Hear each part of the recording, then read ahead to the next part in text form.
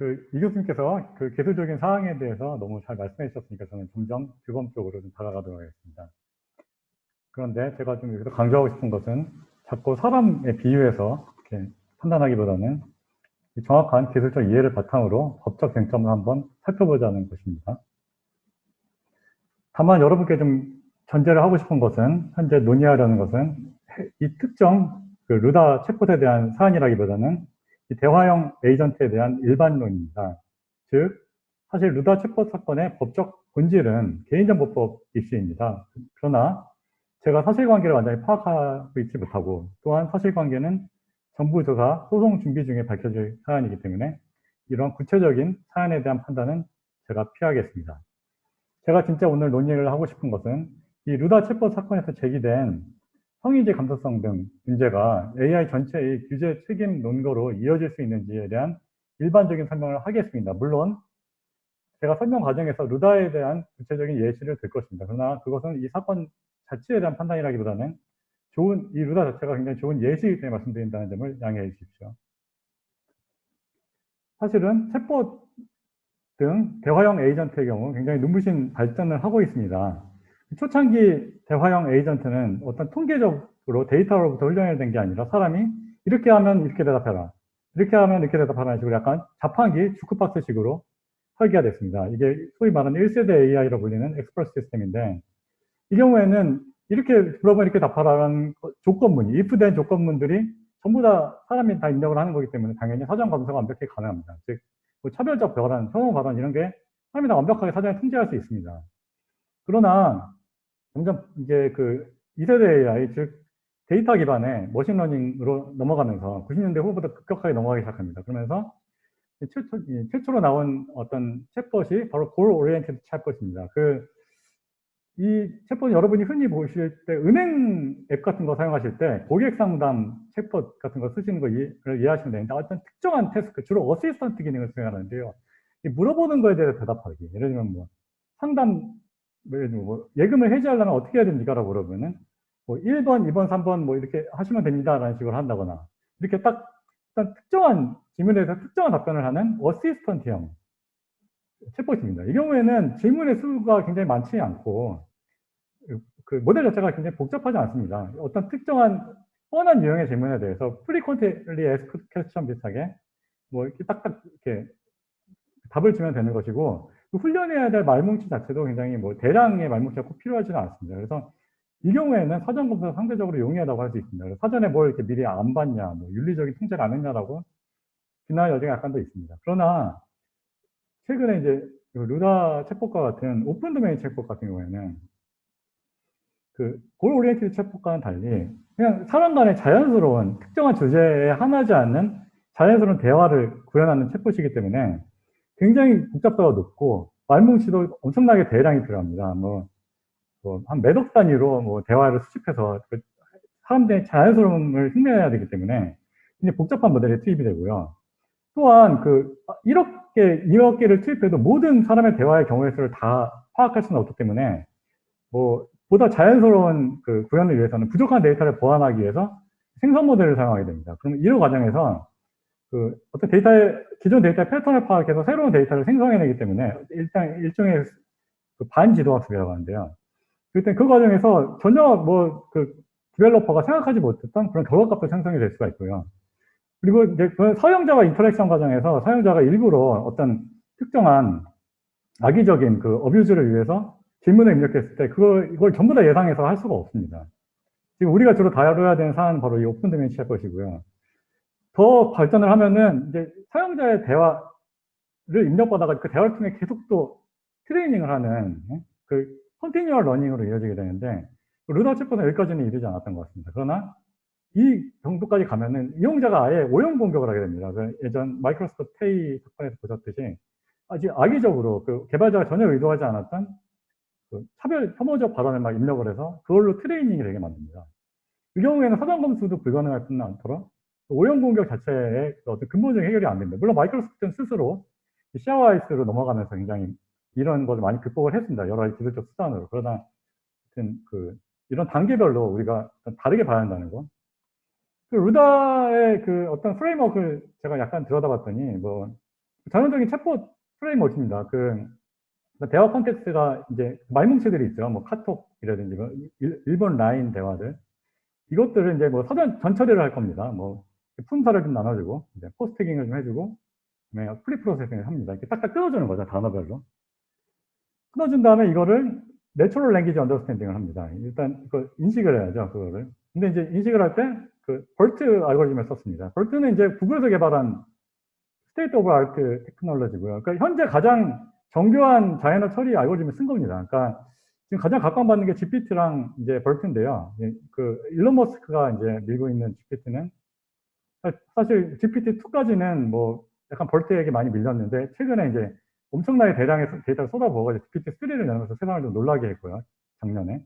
근데 벌트는 원래 알고리즘 자체는 GPT보다 약간 한 단계 위의 기술입니다. 그러니까 바이디렉셔널이거든요. 비교하는 게. 그러니까 GPT는 기본적으로 앞에 온 단어가 왔을 때 뒤에 어떤 단어가 오는지를 넥스트 센턴스 프리딕션이라고 해가지고 이게 한 방향으로 이렇게 예측을 하는 알고리즘이라면은 이 벌트는 이 양 옆에 있는 단어를 가지고 이 가운데 이 오는 단어가 뭔지를 예측하는 거기 때문에 일반적으로 같은 데이터를 투입하는 벌트가 꼭 그런 건 아니지만 벌트가 좀 잘 맞추는 경향이 있는데 이게 구글의 알고리즘이고요.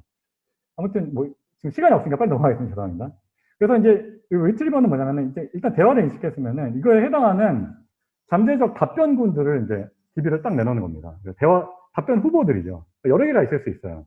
이 과정에서 그 인베딩을 사용합니다. 이게 뭐냐면은 이게 단순히 뭐 통계적으로 뭐 이런 단어가 왔을 때 그 트레이닝한 훈련한 데이터가 이 사람이 A라는 말을 했을 때 B라는 대답을 많이 했더라라는 것을 단순히 그냥 따지는 게 아니라 유의어나 반대어 이런 것까지 같이 포함해서 답변을 하기 위해서 이제 인베딩 모델을 투입을 하는 거죠. 인베딩 모델은 보통 이제 월크백이라든지 뭐 글로브 같은 거, 구글이랑 뭐 스탠포드에서 트레이닝한 거 이런 것들 많이 씁니다.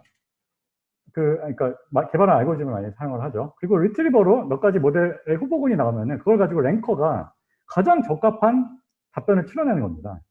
근데 이 랭커 알고리즘도 사실은 이제 이 개발자들이 보면은 이 구글 미나에 사용됐던 SSA 지수라고 그러는데 이제 Sensibility Specificity라고 그러는데 그 어떤 감수성 특이성, 그러니까 응답이 말이 되는지 응답이 구체적인지 이걸 가지고 이제 이렇게 그 랭킹을 해가지고 가장 그 랭킹이 높게 된 거를 이제 출력하는 식으로 된 건데 여기서 제가 강조하고 싶은 것은 뭐 자세히 우리가 뭐 이거를 기술적으로 뭐 밝혀내자는 얘기라기보다는 사실은 사실 한국어가 지금 전 세계에서 15번째로 많이 쓰이는 언어이고 인구수로 따지면 그리고 인터넷에서 세계에서 10번째로 많이 쓰이는 단어입니다. 근데 언어입니다. 근데 그 비중에 비해서 인류에서의 비중에 비해서 아주 NLP의 발전이 굉장히 현탄없었습니다. 여러 가지 어려움이 있었는데요. 뭐 한글 자체의 특성도 있고요. 교착으로서의 전처리의 어려움 뭐 시작해서 여러 코퍼스의 뭐 여러 가지 그 부족.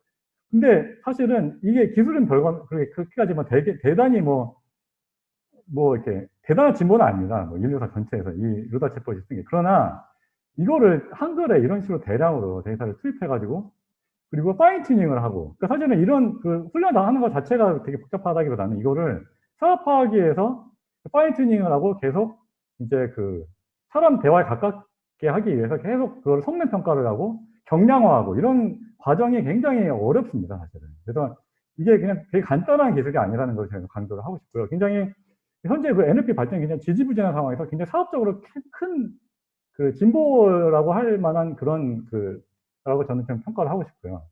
왜 이런 얘기를 하냐? 제가 설명을 드리겠습니다. 제가 우선 좀 여러 가지 여러 가지 민감한 어떤 소수자에 대한 차별 이런 것들이 지금 문제가 되고 있는데 저는 또 여기서 또 구분하고 싶은 게 좀 문제가 있는 거에 정도에 상응하는 우리가 접근을 해보자. 그러니까 뭐냐면 저는 차별적 처우랑 차별적 바다를 좀 나누자고 하고 싶습니다. 그러니까 차별적 처우는 뭐냐면은 진짜 사람의 어떤 재산적 심리적 이해하기에 너무 큰 영향을 미치는 경우가 있습니다. AI에 의한 판단. 예를 들면은 채용 면접. 요즘에 저 굉장히 채용 면접에 대해서 약간 의구심이 있는데 개인적으로는 젊은이들이 컴퓨터 앞에서 이렇게 눈동자라든지 입술 같은 걸 스캔당하고 있다는 게 굉장히 좀 가끔 안타까움을 느끼는데요.